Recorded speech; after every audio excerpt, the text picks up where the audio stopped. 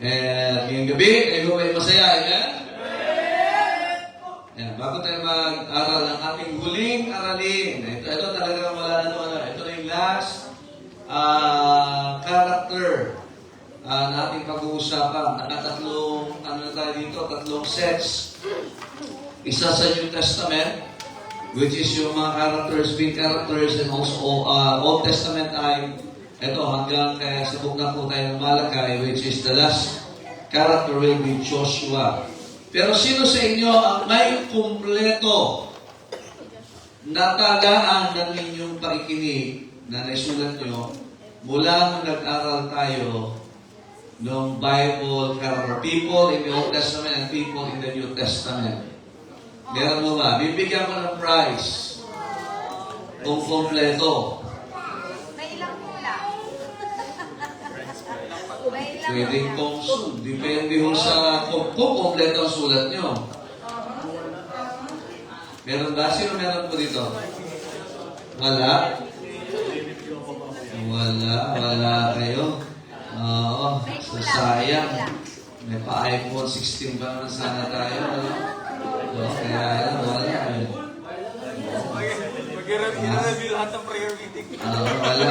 Ngayon lang kasi dapat, confident ka, meron ako na talagang nakinig ako mula nung kasi dahil mo pa ang nag-masters ng Bible School. Kasi integrated dito na yung mga attributes ng Panginoon, Christology, part din ng tinatawag na ecclesiology, part din ng tinatawag na eschatology, meron din tayong typology, nandiyan na lahat yan. And yan. So, sino? Wala ba? Walang nakakompleto. So, mga anak ko, wala?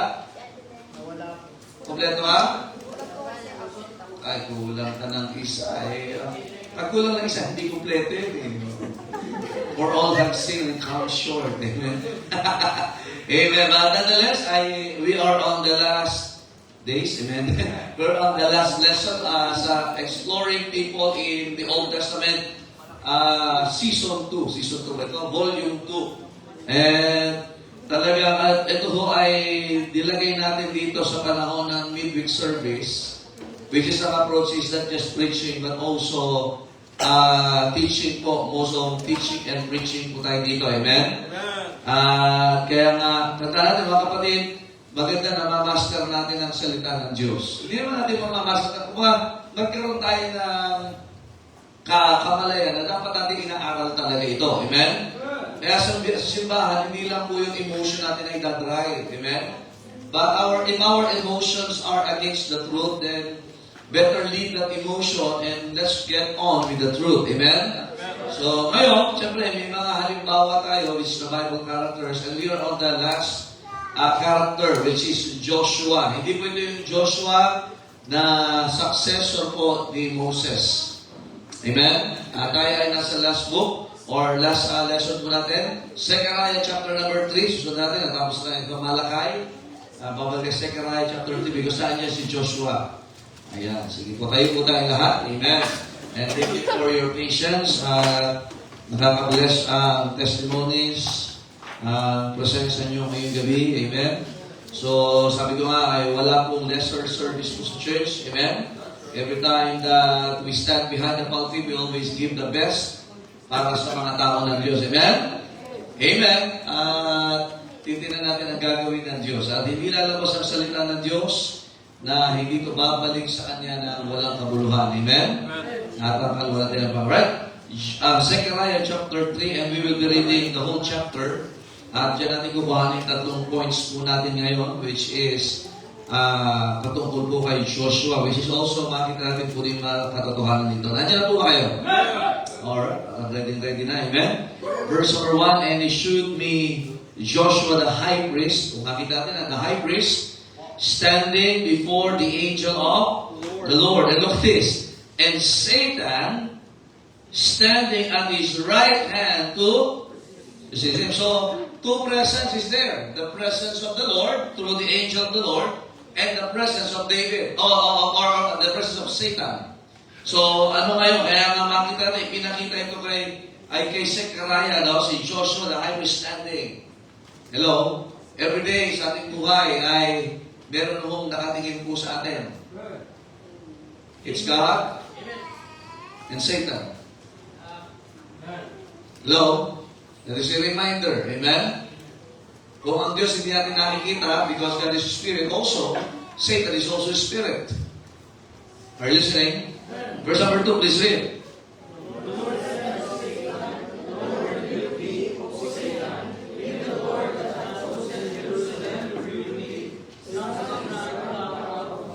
Ano yung brand? Yan po yung kahoy. Mamamaya, brand ang ano yan, ha? Philips. Amen? Now, Joshua was clothed with what? Filthy garments. Now, remember, he is the high priest. Pero, ang suot niya, na pinakita kay Zechariah, the same vision, amen, is what? Filthy, marumi. Meron pong significance yan. And it talks about the future and the present situation of the Israelites, particularly the Judah, during this time, and stood before the angel. Hindi na masyado yung emphasis kay Satan, kundi si angel of the Lord. Verse number 4, mamaya makikita natin yan. Go. He answered and spake unto those that stood before him, saying, Take away the filthy garments from him. And the leading said, Behold, my house is iniquity passed from thee, and I will clothe thee with change of raiment. Pasin niyo po yun, ha? And I will clothe thee with what? Change of raiment. From filthy garments, being provided with a cloth or with a change of raiment. And I said, let them set a fair mitre upon his head. Ano mitre? Yung po yung, nakita nyo yung parang mahabang sombrero? Yan yung suot ng high priest yan. It also pictures the holiness of God. Amen? So, papalitan. So, nakita natin yan. These are types of the Lord Jesus Christ. And so, they set a fair mitre upon his head and clothed him with garments, and the angel of the Lord stood by. Verse number 6. Thus saith the Lord of hosts, if thou wilt walk in my ways, and if thou wilt keep my charge, those words, my ways, my charge, then thou shalt also judge my house. Nakikita nyo, amen? My ways, my charge, my house, and shalt also keep my course. Laging personal, sabi naman, akin yan. Nakikinig ba kayo, amen? Mamaya makita significant yan. And I will give thee places to walk among these that stand by. Verse number 8.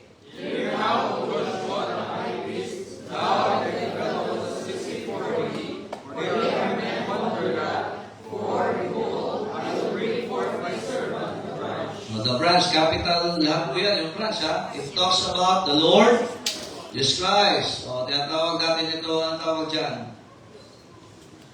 Ha? Christophany. Yan, the presence of the Son of God in the Old Testament. So makita natin, ano? There are also men who wondered at. May mga taong kilala at inahangaan, pero ang ipapadala ng Panginoon is not those men that are popular, but the branch of the Lord Jesus Christ. For behold, the stone that I had laid before Joshua, upon one stone shall be 7 eyes. Behold, I will engrave the graving thereof, saith the Lord of hosts, and I will remove the iniquity of that land in one day. Alisin na ba? This is futuristic na po yan. Kaya nga, babalik po ang tinatawag na rulership, babalik ang central worship sa Jerusalem when that time comes. Amen? Pero ngayon, anong trabaho natin? You're listening? So, natin yan. Verse number 10, please read. In that day, said the Lord of hosts, shall he call every man his neighbor under the vine and under the fig tree. Now, the other si Joshua is also called the high priest of the return. The high priest of the return. This is the vision na pinakita kay Zechariah at meron niyang significance in the present time ng panahon nila and also in the future for Jerusalem. Amen? So, alam niyo ba ang Dome of the Rock ngayon, yung sinasamba ng mga Muslim? Doon po nakatayo yun sa una at ikalawang templo. Temple of Solomon and Temple of Hiron. which is the third temple will be rebuilt there. Kaya nga that would be sabi nga ay, the triggering factor ng pagbabalik ng Panginoon.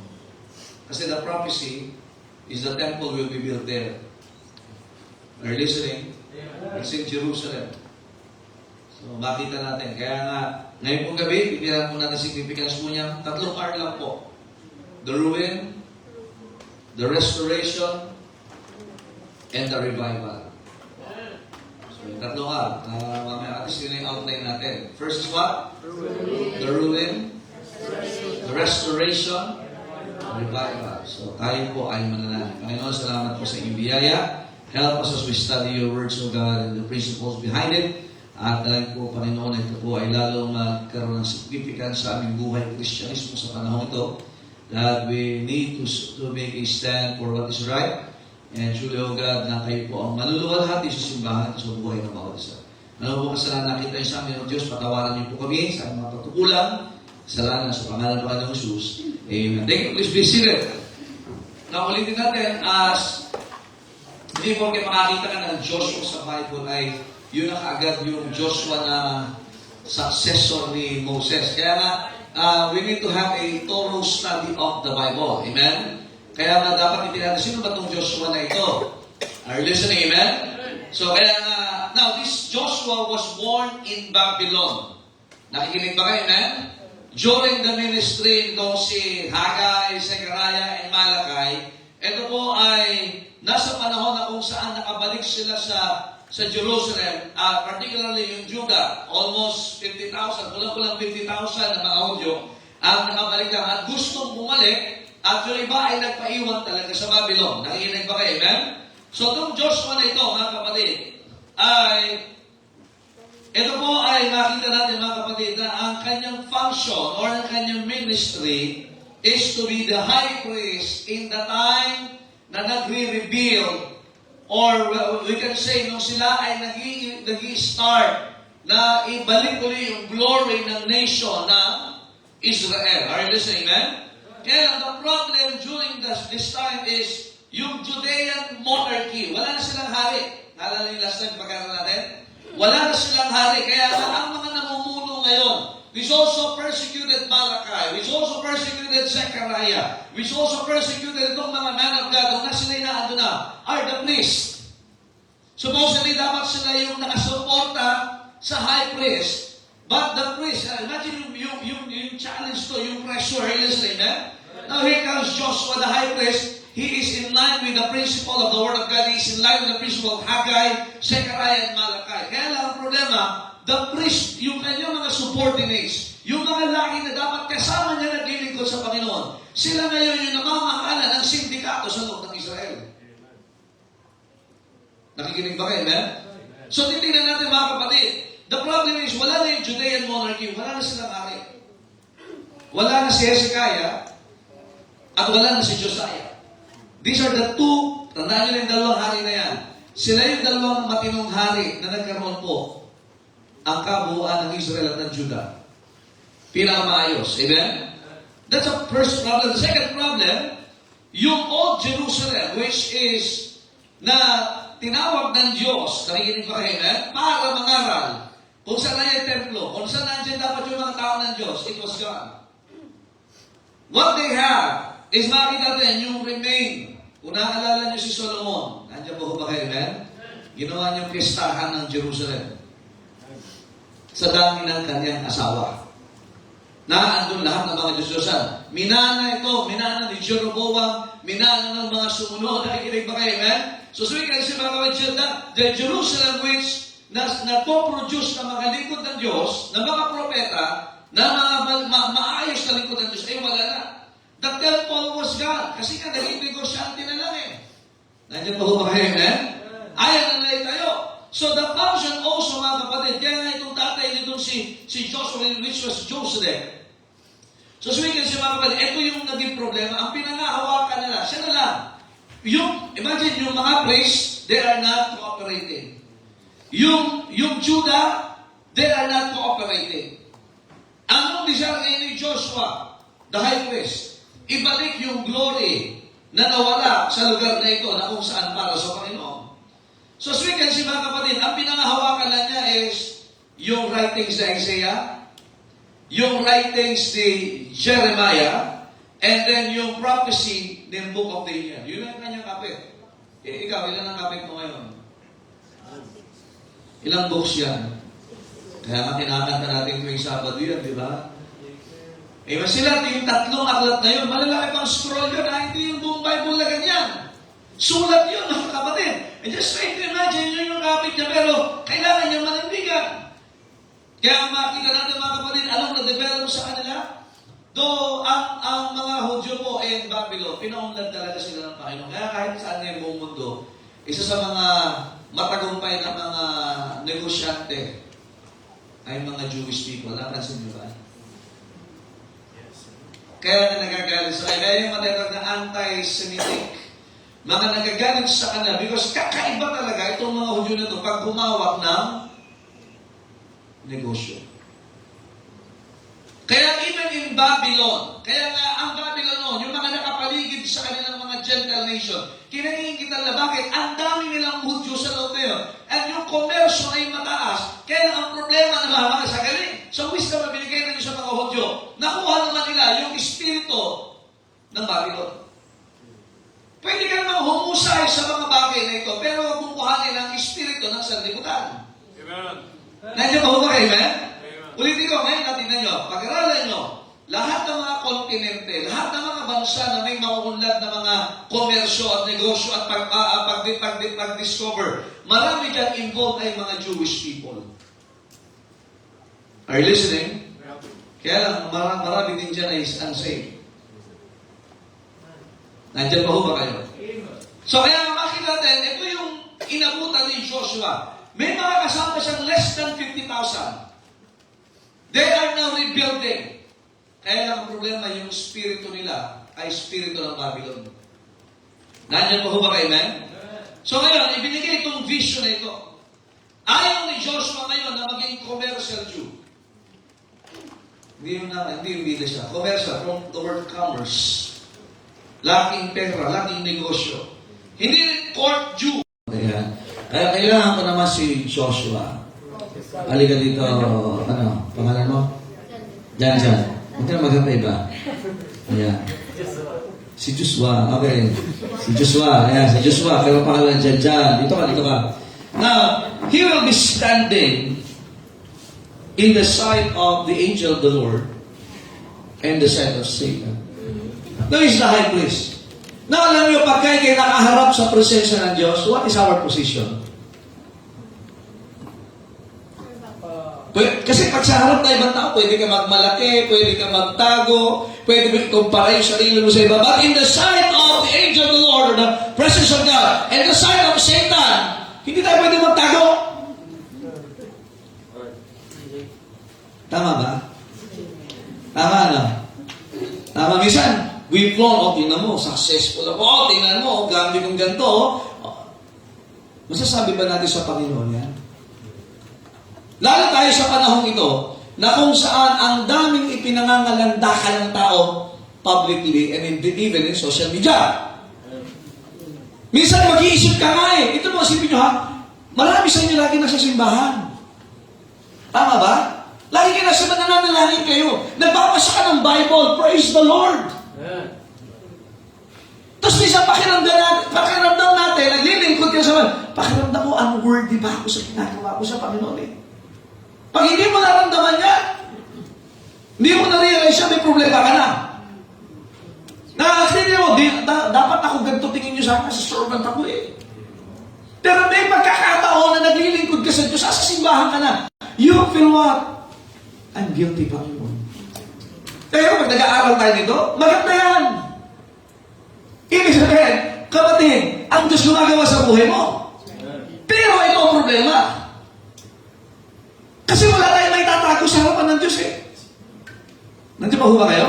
Yan ang meron tayo salita. So we recite the Word of God every now and then sa simbahan. Pero minsan makakakita ka sa social media, hindi nagsisimba, hindi nagbabasa ng Bible, walang participation sa church. At mas bukas, pag naglagay pa siya doon, mas bukas ang spiritual. Now, in the sight of the Lord, it doesn't matter kung anong tingin ng mundo. Makinig kayo. Huwag kang men pleaser. Hindi mahalaga ngayon anong tingin ng mundo sa'yo. Anong tingin sa'yo ng Diyos? At anong tingin sa'yo ni Satanas? Hindi kayo Satanas. Bawal. Dapat si Joel sana, kaya lang mas mataas pa sa kay Satanas eh. Kaya, pasasya ka lang, hindi kami nakakasa sa standard mo ha. So, kaya nga now, Joshua was standing with two great personalities. Kaya ngayon, tinan nyo, pwede ang tingin sa'yo ng Diyos, spiritual ka, tama ang buhay mo. Pero ang tingin sa'yo ni Satanas, sisirain ko ito. Pero ang tingin sa'yo ng mundo, kaawa-awa ka. Now, as we can see, kaya sa Ecclesiastes chapter number 12 sa Corinto, kaya ano yung ginawa mo sa katawan na ito? Sa harapan ng Diyos, wala tayong pwedeng itago sa Diyos. Sino ba tayo? Kaya nga, alam mo bakit tayo nasa simbahan? Kasi kailangan natin ng revival. From the pulpit to the, to the monoblocks and to the malambot na upuan. Lahat tayo dito nangangailangan ng revival. Kaya when we talk to God, when we go to the church, when we go to the altar, isasantabi natin ngayon yung ating posisyon. At tayo, the two eyes are looking at us particularly. Marami na pero itong two main eyes, it's the eyes of God and the eyes of the devil. Paano ka ngayon nakikita ng Diyos? Anong tingin niya sa'yo? Tingin ng mundo sa'yo, successful ka. Pero sabi ng Diyos, kagaya nung sa simbahan sa Revelation, failure, naked, poor, blind. That's why, ayaw ng Diyos si Joshua, the high priest, ang tingin niya ay kagaya ng pamantayan sa Babylon. Ang mundo ngayon, di ba, yan ang pamantayan kung nakita sa'yo. Kaya nga sabi ng Bible, pero sa ano isang kasalanan, boasters. Ngayon, yan na yun. We are on the last days. Maraming tao. Sa boasters, malaki kang may papakita. Ayan yun. Parang kada keyboard, kada social media. Nandiyan pa ba kayo? Napasin niyo ba ganyan ngayon? Kumakain sa loob ng CR. Di ba? Wala namang masama kung yun ay blessing ng Diyos. Kaya natandaan natin, okay, sige, you earn the praises of people around the world. But have you ever earned the praise of the Lord who saved you and keep you alive? Si Satan ba natutuwa o nadi-disappoint sa'yo? Hindi tayo makakapagtago. Natutuwa ba ang Diyos sa'yo? At nainis si Satanas? O si Satanas ay natutuwa at ang Diyos ay hindi natutuwa sa'yo? Now, kaya nga yung deflation mahalaga eh. Kasi baka lumaki yung ulo ni Joshua. Aba, pinanganak ako sa Babylon. Yung parang ano yung may kutsarang ginto sa bibig. Hindi niyo ba ako kilala? I was born in Babylon. Nandiyan ba kayo?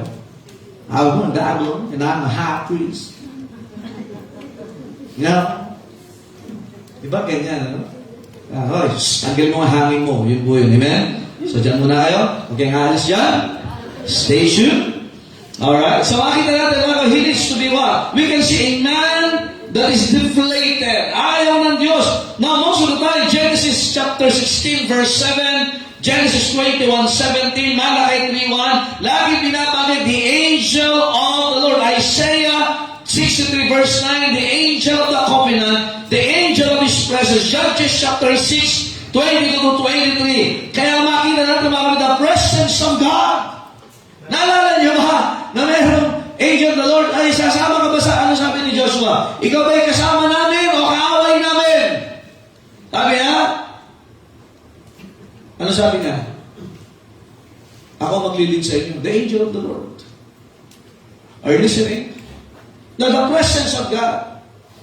Kasi that the presence of God is with us, or else we are in ruin. Can we see a man that is deflated? Na alam nyo, a single angel in one night slew at least 185,000 Assyrian soldiers. And how much more the angel of the Lord? Ganun ho kakapangyarihan. Kaya makita natin mga kapatid, sa harapan ng Diyos, Joshua needs to experience to be deflated. Or else, susuplayan siya ni Satanas lalo ng pride. Nandiyan po ba kayo na? Kaya kailangan makita, he was in a filthy garment. Yan yung vision. So that makikita niya, teka, hindi ako kundi ang Panginoon. Another thing, he is not just needs to be deflated, but he experienced to be defeated. Remember, Satan is our adversary. Satan is the brethren accuser. Are you listening, man? At ang sabi ng Bible sa verse 1, anong gagawin niya kay Joshua? Resist him. Gusto niya ma-revive ang Jerusalem, ang Israel. Sabi ni Satanas, tigilan mo yan. Gusto niya manumbalik yung mga priests sa Panginoon. Sabi ni Satan, tigilan mo yan. Gusto niya na manumbalik ang temple worship sa Jerusalem. Sabi ni Satan, tigilan mo yan. Kaya pag ikay gusto ng Panginoon na gawin para sa Kanya, Satan will resist. Nagsosolini ka, ina-urge siya ng banal na siya, kinakausap ka. Sabi ni Satan, tigilan mo yan. Gusto mo mawin yung tao, kaya kinakausap ka ng Panginoon. Gusto mo na lumahong sa unahan. Gusto mo na manumbalik sa Panginoon. Gusto mo magdesisyon para sa Panginoon. Sabi ni Satan, tigilan mo yan. You see, he is to resist. Kaya nga sabi ng Bible, resist the devil. Kaya nga naranasan niya to be defeated. Kasi pagka inisip mong mas malakas ka kay Satanas, that is our downfall. Marami na nag-isip na kaya niya ang kasalanan. Samson started trusting in himself, hindi sa Panginoon. Solomon trusted in his wisdom, pero hindi na sa Panginoon. Are you listening? Marami nagtiwala sa yaman at hindi na sa Panginoon. Ang tanong, saan ka nagtitiwala ngayon? If you are trusting in these things at hindi sa Diyos, you are in ruin. You are already defeated. Kaya tingnan nyo, sa central verse ng Bible, it is better to trust in the Lord than to put confidence in princess. Ano yung princess? Mga pinuno. Kaya maraming Kristiyano ngayon ay asar-asar sa balita. Kasi umaasa ka sa mga politiko. Umaasa ka dito sa mga ito. Ang pag-asa natin sa Panginoon. Kaya maraming talunan. Imbis na ikay panalangin, nainis ka na nainis. Na naman. Kaya kumakampi ka kay ganito, kumakampi ka kay ganyan. Alam mo, mas maganda kakampi mo ang Panginoon. Amen. If the Lord be for us, who can be? Sige, so thank you. Bisbisin na, pamaya na ulit. Tawagin ko kayo, balik kayo dyan, ha? Balik kayo, ha? Masuki. Kaya mga he experience to be defeated. Are you listening, man? Yan ang pinakita ng Diyos kay Zechariah. Imagine a high priest. Are you listening? Nakakita ka na ng high priest. Also, hindi lang defeated because of his experience. Sa harapan ng Diablo, huwag mo isipin mas malakas ka sa kanya. Take heed, lest ye fall. We have to understand that our confidence must be in the Lord. Thank God for the training. Thank God for the ministry. Pero ang confidence natin, hindi sa ating training, hindi sa ating thoughts, hindi sa ating treasures, hindi sa ating mga triumphs. Ang confidence natin sa Panginoon. Amen. Are you listening? But also, he is also a person that was defended. In verse number 1, tingnan niyo po. He was standing before the angel of the Lord. Pagdating sa mga succeeding verses, ang pinakita na lang dyan is the angel of the Lord. Are you listening, amen? Kasi walang say si Satan kapag ang Diyos ang nagsasalita. Nandiyan pa ho ba kayo? Remember that the Lord Jesus Christ is our advocate. In verse 2, tingnan niyo, and the Lord said unto Satan, the Lord rebuke thee. O, tingnan niyo ha, kung si Satanas kinakausap ng Diyos.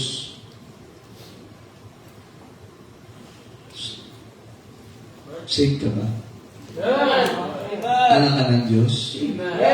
Si Satanas nagpaparebuke. Basahin niyo na. Tingnan yung Bible niyo. The Lord rebuke thee, O Satan. Sumagot ba si Satanas? Kumontra ba siya sa sinabi ng Diyos? Kaya kung tayo man nire-rebuke ng Diyos through His Word, praise the Lord. Ang Diyos is on our side. Kakampi mo ang Diyos. Amen? Amen? Remember, God has Jerusalem. Satan has Babylon. Kaya nga nire-review, mga kapatid, si Satan in verse number 3. Tingnan niyo po ito. Now Joshua was clothed with filthy garment and stood before the angel. Imagine, high priest ka pero ang dumi ng kasuutan mo. At nakaharap ka sa harapan ng Diyos. Kaya nga sa harapan ng Diyos, makinig kayo, pwedeng ang iyong reputasyon ay malinis sa iba. Pero kumusta ka sa harapan ng Diyos? Pwede ang ganda ng tingin sa iyo, ang ganda ng sinasabi sa atin. Pero kumusta tayo sa harapan ng Diyos? Amen. Hello? Dapat kalabasin yun natin. Ako ba ay maayos sa harapan ng Diyos? Kasi marami sa atin, hirap na hirap daw i-please ang mga tao.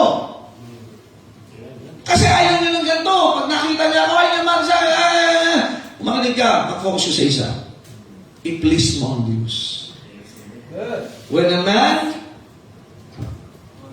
ang sabi ng Bible, pag na-please mo ang Panginoon, even your enemies will be at peace with you. When a man's way please the Lord, even his enemies shall be at peace with him. Kaya parang hindi ka ma-confuse, ang i-please mo ang Panginoon. Amen. Nandiyan ba ba kayo? Amen. Amen. Kaya nga, minsan, inayos mo na yung kilay mo, hindi pa rin natuwa yung kaibigan mo. Iba naman, nag-lipstick ka, dahil sinobrahan mo na ng 1 milimetro. Lalaki ka pa naman. Ha? Kaya nga, he was defended. Kaya makita natin mga kapatid na naandyan, wala nang Satan dyan. Now Joshua was standing before the angel of the Lord. Are you listening? Ang masabi ba, Jerusalem, in verse number 2, rebuke thee. Meron mga kapatid, Babylon is a place of idolatry. Babylon will be rebuilt by Antichrist. Babylon is full of religious errors. Babylon in the book of Revelation is called the mother of harlots. Ngayon naman, it was called the modern Iraq. The ancient Babylon. Kaya we need to understand mga kapatid, yung Jerusalem is a figurative word also here. Kaya natin nyo, pagdating sa Revelation, New Jerusalem, bababa.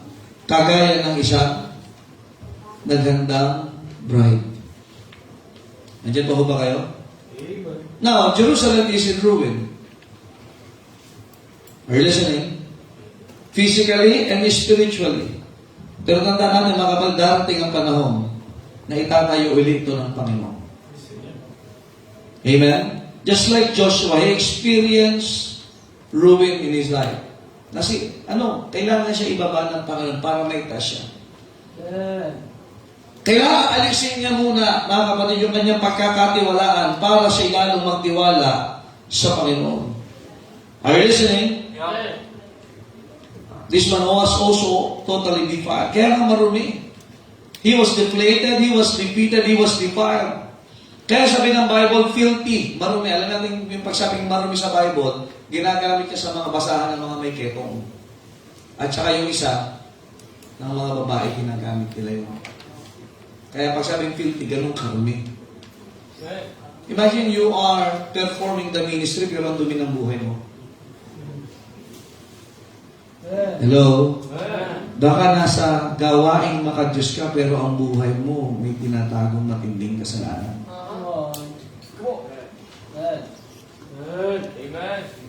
Amen. Nandiyan, bumili po ba kayo? Amen. Hello? He was defiled. He was a servant of the Lord. And He wants to bring revival sa nation ng Israel. Kaya lang marumi. You cannot bring revival if you are not living. Kaya minsan mahirap iwin yung family, mahirap iwin yung kaklase, mahirap iwin yung katrabaho. Kasi, tandaan natin, gusto natin gawin ng tama, pero ayaw natin magpalinis sa Panginoon. Kaya even David, he wants to be what? The servant of the Lord, he wants to serve God. Create in me what? A clean heart, yun ang prayer niya. Kaya minsan pwede, ang ganda ng bihis mo, ang wapo mo, ang ganda mo, pero ang puso mo ang dumi. Even David said, if I regard iniquity in my heart, the Lord will not hear me. Kaya kumusta ang buhay natin sa Panginoon? Amen? Are you listening? It was defiled. Pero ang nakakatawa nito, binigyan siya ng bagong kasuotan. Nandiyan pa ho ba kayo? Ito nakakatawa. He was in ruin. Kasi dala niya yung espiritu pa ng Babylon. Are you listening, man? May posisyon siya, pero ang dala niya ay espiritu ng Babylon. Baka ang dala niya yung posisyon. Kagaya ni Josiah, napilitan ng mga tao na sumunod kasi natakot sa kanya. Kasi hari siya eh. Pero ayaw ng Panginoon na ganyan ang mangyari. So, if there is a ruin, there would be another thing is restoration. So, he needs to understand. Kaya sino nag-provide? In verse number 4, tingnan niyo mo. He has a filthy garment. Verse number 4, and he answered and spake unto those that stood before him, saying, ano sabi ng Bible ng Panginoon? Take away the filthy garments from him. Alisin niyo yan. Yung maruming kasuotan niya nasa kanya. Kaya sa ministry, whenever God is using people para alisin minsan yung masamang ugali natin, yung maruming buhay natin, so we can hear preachings and teachings and examples, testimonies, ay ganito pala sa dati, pero binago siya ng Diyos. So makita na we can hear people na ginagamit ng Panginoon para tayo i-review, para tayo i-correct. Listen, amen? Sabi ng Panginoon, alisin niyo yan! Kaya if we are being used by God for somebody, be thankful. Maybe that person is to be used by God mightily. Ano sabi ng Bible? And unto him he said, hindi lang alisin yung maraming kasuotan niya. Behold, I have caused thy iniquity to pass from thee. Alisin ko yung kasalanan na yan. And I will clothe thee with change of what? Raiment. Papalitan ko. Kaya naman tayo inaligtas. Therefore, if any man be in Christ. Ano sabi ng Bible? He is a new creature. Everybody here is a new man. Are you saved? Old things are passed away. Behold, all things are what? Become new. Alam niyo ba yan yung nangyari sa atin? Kagaya nung sabi ng alisin mo, hindi ko magagamit yan. Kapag yan ang sunya, he may have a position, he may have a wisdom, he may have a connection, pero hindi ko makagagamit yan. Palitan ang damit na malinis yan. Kaya alam niyo, even in the book of Revelation, bibigay sa atin, pagbabalik natin dito, robe of white. Are you listening? Amen? Alam, binigay sa atin ng Diyos, clean heart. A new spirit. Kaya, Joshua, the high priest, needs to learn that filthy garments are symbolism of self-righteousness. Yung filthy garments sa suot niya, naglalarawan ng pagiging self-righteous. Mas magaling ako sa iba. Mas mabait ako kaysa sa iba. Sabi ng Panginoon, hindi ko gagamitin pagkaganyan ka. And that new garment, new change of garment, speaks of the, nalala niyo yung pagbibihis sa atin ng Panginoon, ng kanyang katuwiran. Anong tawag dyan? Anong tawag dyan? Hello? Ha? Oo nga, binis natin yung katuwiran. Anong tawag doon sa doktrina na yun? The imputation of the righteousness of Christ. Kaya hindi tayo pwedeng gamitin ng Panginoon pag wala si Kristo sa atin. Nakikinig ho ba kayo? Naalala niyo ba si Lazaro? Kaya nga sabi ng Bible, put off the old man and put on the new man. Ganon din kay Joshua, hindi ka may posisyon lang, kaya ibang nag-iisip, dapat ganito muna ako, dapat may ganito ako bago ako. Hindi, ganyan. May Kristo ka ba? Nandiyan ba ho ba kayo yan? Si Lazaro, ganon din. Sabi, alisin niyo yan, pakawalan niyo siya. Nakagamo siya ng maruming kasuotan. Palitan niyo ng bago yan. Kaya yan ang ginamit ng Panginoon sa atin. Si Adan, nung sila ay nagtago sa Panginoon, di ba, anong suot nila? Dahon ng baboy. Hindi, fig leaves. Amen? Di ba? Puno na, dahon ng igos. Pinaltag sila ng kasuotan ng Panginoon. Kaya ang mahalaga ang kasuotan. Amen? Spiritually, ang dala-dala natin ngayon ay si Kristo. Ang pangalan niya. Kaya tawag sa atin ay Christian. We are in Christ. So there was a change of raiment. There was a change of life. Mula sa pagiging marunong, papunta sa pagiging malinis. Kaya kahit siya dahil pinalitan niya. At sino ba nag-prepare? Ang Panginoon. Kaya nga ang tanong, ikaw ba ay bagong nilalang na? Are you a new man? Amen? So God can use you. Ministry. Nalala yung Canaanites? Ano yung Canaanites? Unbelievers na nasa ministry. Kaya lagi tatanong, ligtas ka ba? Masigurdo yung saved ka. Kasi baka mamaya, you're just like a high priest, ang dumi-dumi ng garment mo, but you are doing holy things. Nasa quiet ka, pero may iniingat ang kasalanan. Hey, you are a new man! Nasa Sunday school ka, nag-minister ka, huwag ka magtakot ng kasalanan. You are, meron ka na. Kaya kapag nasa Panginoon ka, hindi na mahirap ang pakumbaba. You will have that garment also of humility. 1 Peter chapter 5. Amen? Nandiyan ba kayo? Also, mga kapatid, he was not just a new man, but he has a new ministry. Verse 5, ano sabi ng Bible? And I said, let them set a fair meter upon his head. Hindi po yan metro, amen? So they set a fair meter upon his head and clothed him with what? Garments. And the angel of the Lord stood by. Kaya walang magawa si Satanas pag ang Diyos ang naglagay sa buhay natin. At the very start, di ba? Nandun yung dalawang presensya. Pero sa bandang huli, wala. Nirebuke ng Diyos. Ay! Satanas! Hindi ba kayo? Remember si Pedro? Nirebuke din ng Panginoon. Get thee behind me! Satan. Kasi baka nasa ministry ka, nagpapa-influence siya kay Satanas. Nilagyan siya ng fair meter. Yun nga sa ulo yan, mga kapatid. The head and the meter come first. For the new ministry begins with the head. Sino ba ang head ng ministry? It's Christ. Kaya nga, tinan nyo, helmet of salvation, Ephesians chapter number 5 or chapter number 6. Kailangan ang mindset natin si Kristo muna. Amen?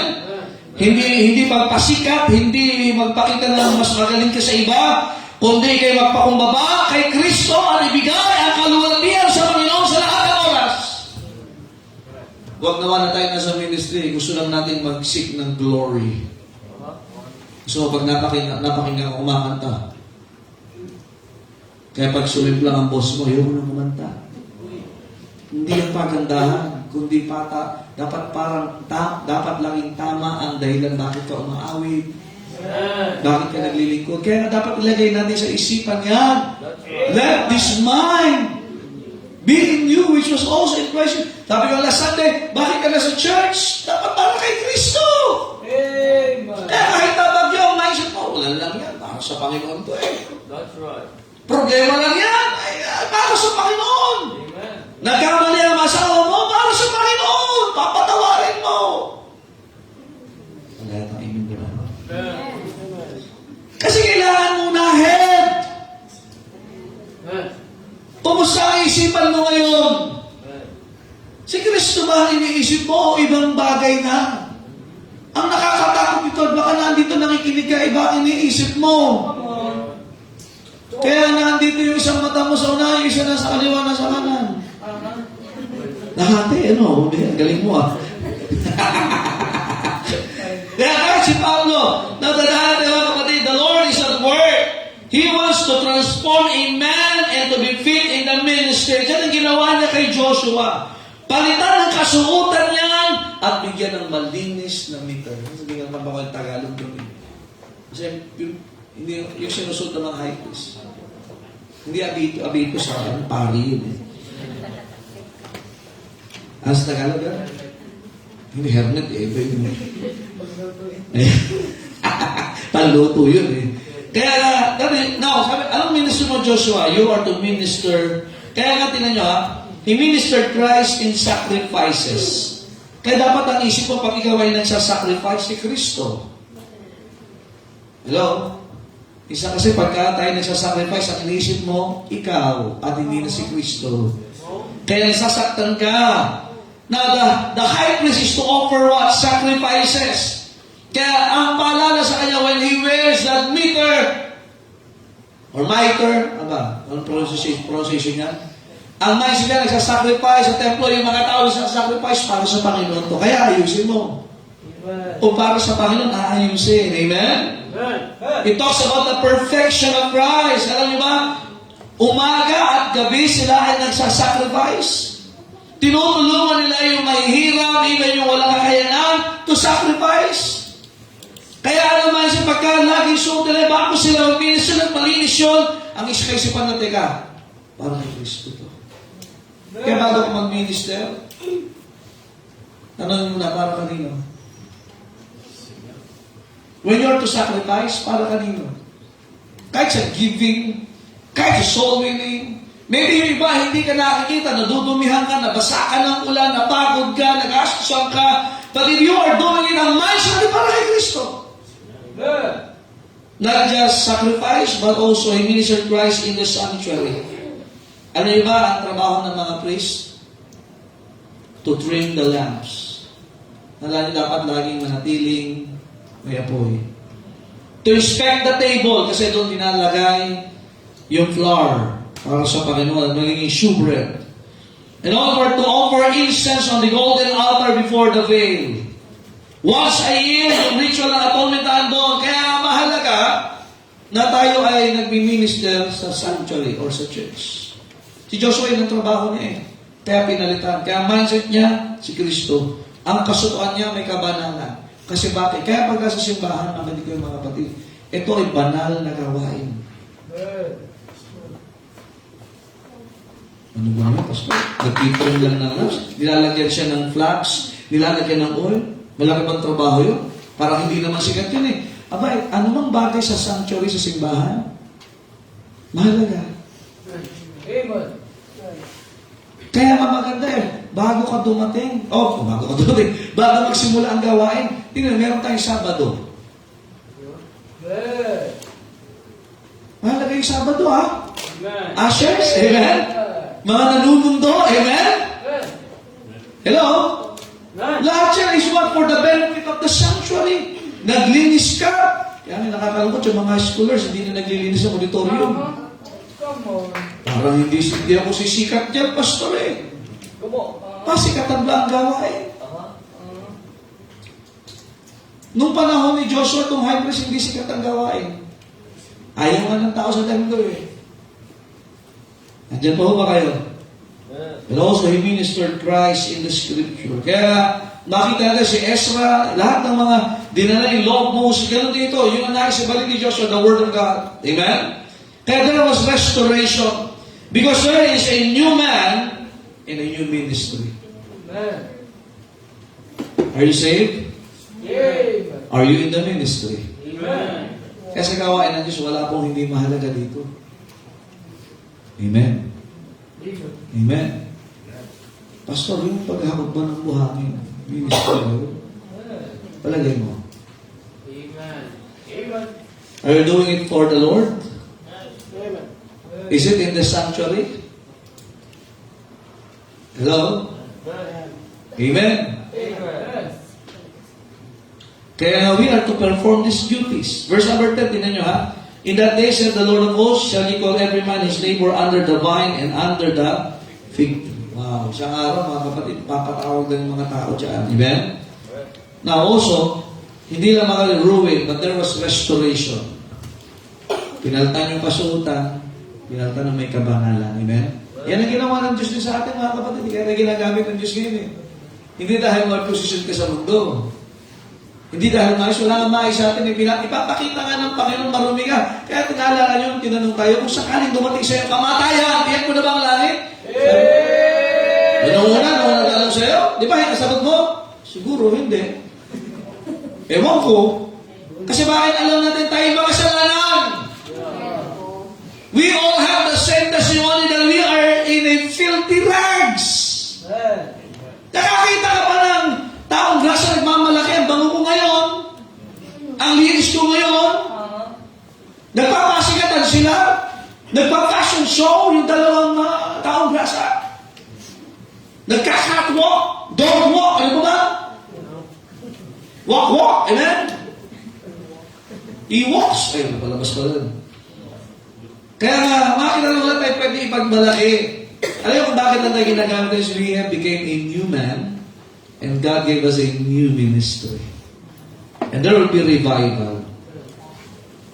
Now, under that revival, verses 6 to 10, ano yung revival dyan? And the angel of the Lord, verse number 6, protested. Oh, pastor, bakit protesta tayo, no? Oh, the angel of the Lord protested. Ano ba yung protesta dyan? Solemnly affirm or testify. Ano ang pinatutuhanan ng anghel? Ito yan, verse number 7. Thus, kaya hindi yung protesta nagreklamo. Yan ay pagpapatotoo. Ay, pala, ibig sabihin ng protest sa Bible, ano? Testify. Amen. Nagpapatotoo ka. Ano yan? Anong pinatotoo ng angel of the Lord? Thus said the Lord of hosts. Ano sabi niyan? If, ito ang condition, if thou wilt walk in my ways, and if thou wilt keep my charge, then thou shalt also judge my house, and shalt also keep my courts, and I will give thee places to walk among these that stand by. So kaya makita natin mga kapatid, sa harapan ng Diyos, wala pong maliit at malaking gawain. Amen. Amen? Kaya mahalaga din, my ways, my charge, my house, my courts. Kung yan ay sa Panginoon, walang malaki, walang maliit dyan. Amen. Kaya yan ay pinapatutuhanan ng angel of the Lord. Are you listening, amen? Amen. We can see here that there was a restored man and ministry. Kasi kung yung ministry ay gagampanan ng unbeliever, hindi gusto ng Panginoon. Kaya kailangan ayusin muna si Joshua para maayos yung ministry. Kaya, ito ang realidad. There is no ministry without the minister. Makinig ko kayo, hindi pagalingan sa ministry. Kailangan maging tama ang buhay natin sa Panginoon. Amen. Nandiyan pa ho ba kayo? Kaya kailangan natin ay revival. Amen? Revival. Kaya yung sa if tinatotoo ba natin ang ministry? Kung tayo may lalakad sa kaparaanan, sa daan ng Panginoon, iingatan ba natin ang utos ng Panginoon? Tayo ba ay matapat sa tahanan ng Diyos at sa mga tinatawag na pamahalaan ng Panginoon sa kanyang ministry? Kaya nga kailangan nating tutuhanin at pinapatutuhanan ng angel of the Lord. Eh Joshua, mahalaga yung ginagawa nyo. Mahalaga yung gagawin nyo. Hindi basta-basta yan. Kaya sa mga nasa simbahan, dito ko mahalagang ginagawa natin. Kayong mga nasa prayer meeting lagi, purihin ng Diyos. Amen. Hindi ho ito secondary service. Amen. Mahalaga ho ito. Amen. Mahalaga ito, mga kapatid. Napansin niyo ba dyan? Then thou shalt also judge my house. We are to keep God's charge. We are to keep God's ways. We are to keep to be judged of the house. Kaya dito nagdidesisyon tayo para gawin ang kalooban ng Panginoon and to keep it. Amen. Kaya mahalaga mga kapatid that there's a condition of revival here. Alam niyo, dapat ang masecure natin dito, rewards sa Panginoon. Mahirap magka-reward pagka ikaw ay backslider. Hello? Amen? So sa condition of revival, are you listening? Also the character of revival, hindi lang mga kapatid, protest, but also the word proclaim. Binanggit yung sa branch of verse number 8. Kaya mangyayari ang revival, alam nyo? Kapag si Kristo ang ating kinikilala. Verse number 8, Hear now, O Joshua the high priest, thou and thy fellows that sit before thee. Hindi lang ikaw, dapat yung mga kasama mo rin, nakikinig. Hello? Nakikinig. Kaya kasi paano malagang nakikinig tayo? Gusto mo ma-revive? Kaya gusto dito muna, bago ma-revive yung nation ng Israel. Joshua, makinig ka, at saka yung mga kasama mo. O, kaya kasi sa Sunday School, dapat nakikinig kayo. Amen. Sama niyo yung pamilya mo. Sama mo yung mga kaerya mo. Hindi kayo makakapakinig pag late kayo.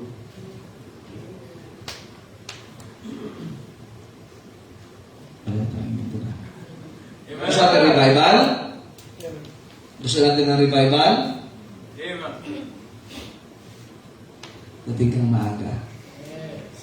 Amen. Amen. Sa John chapter 15 ba, binanggit ng Panginoon? He is the vine, and we are the branches. But the Lord Jesus Christ is called the branch. Are you listening? Good. He was revealed as the branch, as the sovereign, as the servant, as the Son of Man, as the Son of God. But also he was rejected as a stone. Are you listening? Alam niyo sa Old Testament, pag pinaasa sa Bible times, yung tawag na cornerstone. Yan yung basihan nila ng kanilang pagtatayo. Nandiyan po ba kayo? Naandyan yung tibay. Naandyan yung tamang posisyon. Kaya nga ang tibay at posisyon pag nakikristo ka. Are you listening? Hindi lang it proclaims Christ, but also it produces cleansing. Kaya nung aalisin sa kanila, verse number 9, I will last part, I will remove the iniquity. Kaya kung gusto natin magkaroon ng revival, well, praise the Lord for soul winning. We proclaim Christ. Amen? He is the branch, He is also the stone. Pero are we allowing God to cleanse us? Nandiyan pa ba kayo? Ito yan eh. Sabi ng Diyos, aalisin ko yung iniquity. Kasi iniquity, ito po yung nasa loob.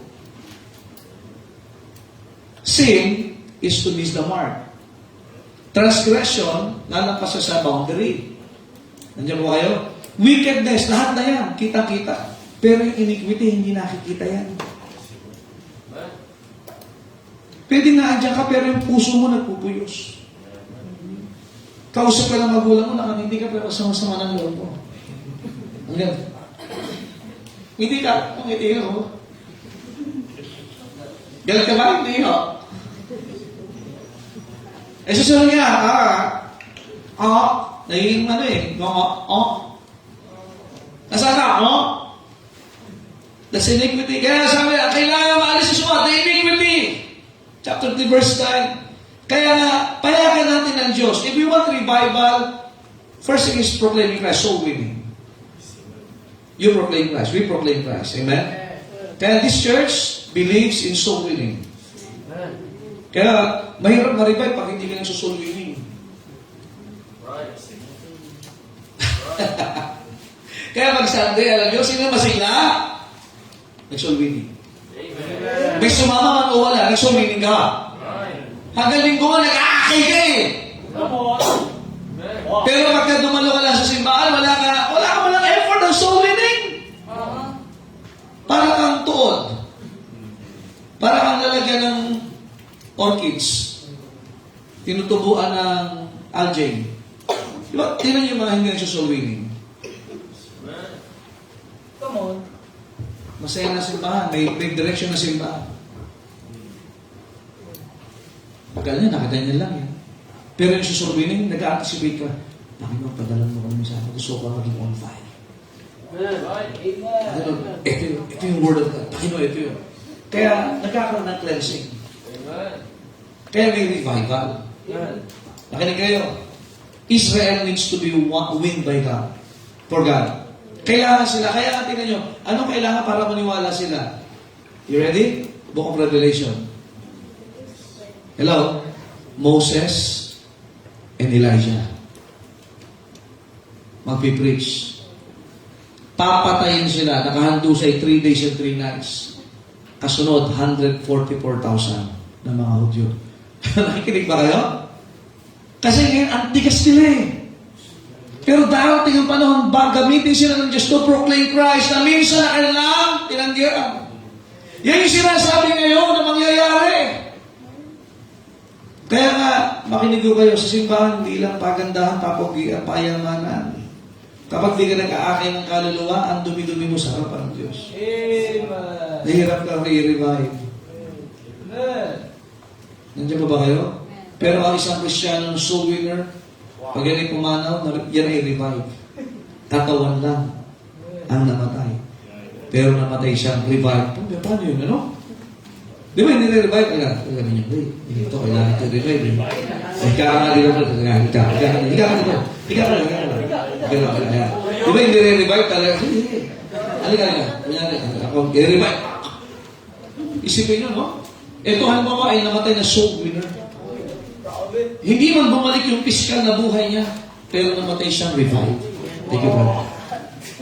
Ang masaklap ito, yung iba naman, halika. Ito, higa ka. Ito, parang buhay pa ito, parang na inaagdas na. Ito, namatay siya, sarap na sarap sa buhay sa sanlibutan. Ang dami niyang nakita, ang dami niyang natikman, ang dami niyang... Kaya nga, hindi na siya umaasa ng revival. Hindi na mahalaga sa kanya na ma-revive siya sa Panginoon. Nakikinig ba kayo? Ito, ang namatay, nakawawa. Kasi kahit siya'y ma-revive at may pera siya, pero mamatay pa rin siya. Kami ng pera, ibibigay sa offering, ha? Benta na kayo natin ito, thank you ba? Kaya nga, nakinig kayo, ang Israel, dumating sa punto, sila ay ang mga lahi na pinaka-successful sa mundong ibabaw. Pero anong kailangan nila? Revival. At isang araw makinig kayo, yung ayaw nilang ipangaral, ipapangaral nila. No, yung ayaw mga mag-mission, ayaw nila mag-mission eh. Ayaw nila mag-mission. Isang araw mag-mission sila. Imagine sabay-sabay, 144,000 na mga kalalakihan. Mag-mission. Kaya, iyon ay panalangin natin. Amen? Hello? Moses, Elijah, 144,000. Meron pa everlasting angel, dala yung gospel, everlasting gospel. Are you listening? Kaya pa sa closing ng Revelation is what? Kindreds, tongues, nations ay naando. Kaya tinanong minsan yung saksi. May Pilipino ba dyan? Sabi ng saksi. Ano? Meron, wala. 144,000 Diyo. Kaya lang yung kindreds, tongues, nations, kasama tayo dyan. Amen? Kaya kung gusto natin ng revival, kapatid, kailangan talaga balikan natin, i-proclaim si Kristo, at talaga magpalinis po tayo. Mahilig ko kayo. Pag walang Word of God, walang cleansing. Amen? So there would be what? Ruin. Kailangan. Kaya mga servant ng Panginoon, need to understand, kailangan tayong turuan ng Diyos in a hard way. But there would be restoration. And there would be revival. Pag ikaw ay revive, makinig kayo. Itong bilang natin ito, revive, lahat? Pambihira ngayong Sunday. Pag may nakadikit sa'yo, nahahawa. Oo. Nahawa sa ubo mo. Hindi nahawa sa gana mo. Nahawa sa spiritualidad mo. Umaawit pa lang. May kakaiba dito sa kapatid to. Maaga siya ngayon sa church. Subukan natin ngayong Sunday. Yung mga revive, maaga.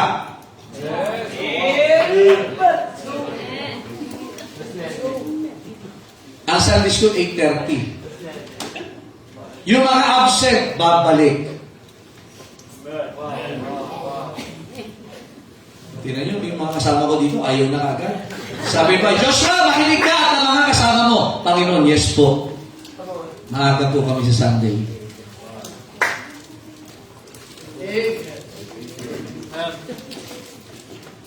Excited po kami sa mensahe patungkol kay Kristo. May bisita po kami ngayon. Yung 300 Panginoon, ibibigay niya kasi revive yung mga tao sa prayer meeting. Sa outreach bukas, revive. Amen? Huwag ka lang survive. Dapat revive. Amen? Kailangan ng revival. Amen? At sigurado, this coming Sunday, may ulan o wala, excited tayo. Last Sunday, no, kahit may bagyo, no? Kung bihira, pinuno ka rin tayo ng Panginoon, ano? Imagine kung ang mga tao sa Sunday hanggang dito na sa unahan, amen? Yung kumakanta ko, naduduroan na sila, amen? Grabe revival yan, no? Oo. Kaya, mga kapatid, wala imposible sa Panginoon, amen? Ang maganda, tayo ay namumuhay. Kung sakaling dumating ang mataya, nagsusuwiling nasa ministry. Amen? Amen. Dahil tayong lahat, Panginoon, salamat po sa inyong salita. Thank you, God, for this time na pag-aral po at pagpalayo po ang inyong mga anak. Always a revival to the people of God. Kayo po magpala sa church na ito at we may be experiencing sometimes ruin in our lives for us experience being deflated, defeated. Pero salamat, Panginoon, we are being defended. Thank you, God, for the new being a new man and having the new ministry. And always send revival. Patuloy niyong gamitin sa simbahan to proclaim Christ. And also, Panginoon, magpupusit kami sa cleansing lagi. Magpalinis po lagi sa inyo. Upang kami gamitin yung mightily. Bless you po ang altar po sa pangalan ng Panginoon Jesus. And the altar is open, mga kapatid, lumapit sa Panginoon. If we need revival, if we want revival, be a soul winner. And as you win souls, desire ng cleansing sa Panginoon. You are a new man. We have a new ministry. Pastor, may problema ako. That's part of the dealings of God in His people. Bago niya gamitin si Joshua mightily, he needs to be cleansed. He needs to be changed. He needs to be transformed. He needs to understand na hindi yung kanyang experience sa Babylon, kundi yung experience niya sa Panginoon. Marami siguro tayong alam sa nangyari sa mundo, pero sana naman ang alam natin paano pagagamitin ni Kristo. Ang paghahandaan natin sa revival kung saan ready tayo magpagamit sa Panginoon. And it will start now in your prayer. Magsisimula ngayon sa makikipag-usap sa Diyos. You will be going winning souls tomorrow, Saturday. We'll be excited this coming Sunday. Kung tayo may kasalanan tinatago, hindi sa atin sa Panginoon yan. I-confess natin sa Panginoon yan. He is just and faithful to forgive us and to cleanse us from all our unrighteousnesses. God is faithful. God is faithful. Panginoon, salamat po sa inyong salita. Pagpalaan niyo po ang aralin at ang desisyon na ito, Panginoon, na naging ginawa ng inyong mga anak. Dahil ko, Diyos, ay ito'y magbigay lagi ng kapuluhan sa inyo. Kayo lagi ang aming nasa isip. We serve you, we serve our family, we serve the community, we win souls. Thank you, God, for the cleansing. Thank you, God, for the revival. Bless you for our services, for all this coming Sunday. In Jesus' name we pray. Amen. All the people said? Amen. Thank you. Please be seated. And I hope tayo po ay natuto. Congratulations sa ating final lesson ng ating exploring people. Actually, hindi rin ito kasi in the Bible. So, abang kayo sa mga susunod nating series of lesson. Amen. May natutunan po ba kayo? Amen? Alright, let's call our ushers for our offering tonight. Amen? Ayan po, at least umabot tayo sa...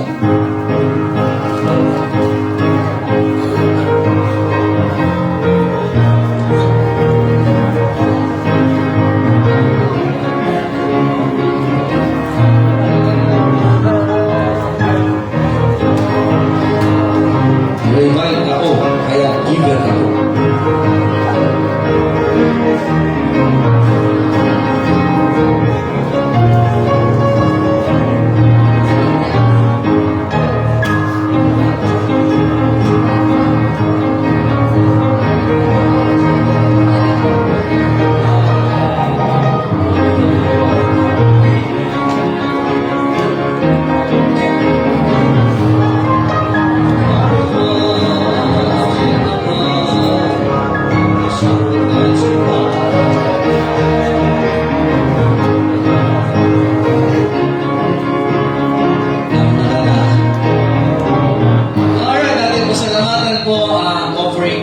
invite me into me. Amen.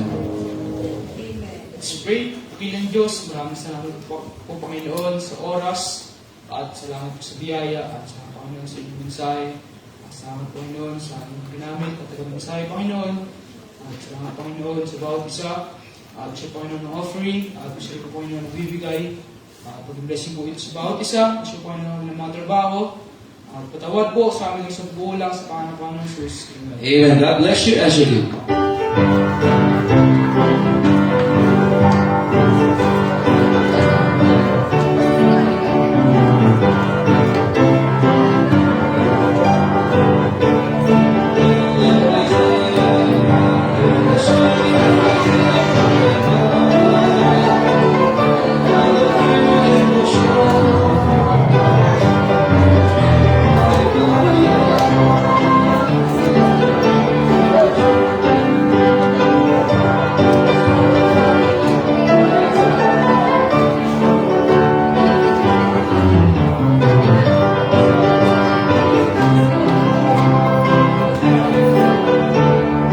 Amen. Salamat po sa mga kalaban. Well, don't forget our soul winning at ating outreach services po. At yung ating pong Pastors and Frontliners Sunday, this coming Sunday. Amen? Amen. May awit na ba yung mga frontliners this coming Sunday? Hindi kakayanin, ano? Kasi mag-arrest yung mga bata, ano? So, we will have a recognition this coming Sunday for our appreciation for our frontliners. Amen?